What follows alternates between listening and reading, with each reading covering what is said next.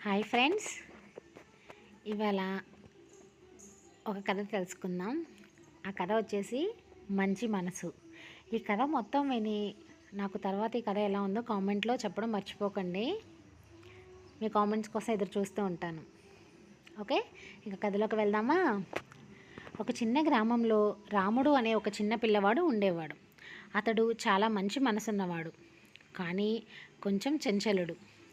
రాముడికి తన ఊరిలో ఉన్న అందరితో స్నేహం ఉండేది, కానీ అతడికి ఓ దురలవాటు ఉండేది: ఏదైనా పనిని మధ్యలో ఆపేసి వదిలేయడం.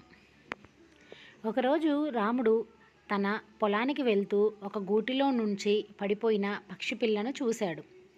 అది ఎగరలేక భయంగా కనిపించింది. రాముడు దయతో ఆ పక్షిని తన చేతుల్లోకి తీసుకొని నిన్ను రక్షిస్తాను అని మాట ఇచ్చాడు. రాముడు ఆ పక్షి పిల్లను ఇంటికి తీసుకెళ్ళి దాని మంచి గూటిలో ఉంచి పాలు ఆహారం పెట్టాడు. కానీ రెండో రోజు అతడు ఆ పక్షిని మరచిపోయాడు. పక్షి పిల్ల ఆకలితో అల్లాడుతూ ఉండింది. అది చూసిన రాముడు తల్లి: రాము, నీవు మొదలుపెట్టిన పనిని పూర్తి చేయాలనే నిబద్ధత అవసరం. ఆ పక్షిని రక్షిస్తావని నువ్వు మాటిచ్చావు. నీ బాధ్యతను విస్మరించకూడదు అని చెప్పింది. ఆ మాటలు రాముడి మనసును తాకాయి. అప్పటి నుంచి రాముడు తన మాట నిలబెట్టుకోవడం, బాధ్యతాయుతంగా పనిచేయడం ప్రారంభించాడు. పక్షిపిల్ల మెల్లగా పెద్దదై ఒకరోజు ఆకాశంలో ఎగరడం ప్రారంభించింది. ఆ పక్షి ఎగరడాన్ని చూసి రాముడు ఎంతో ఆనందపడ్డాడు.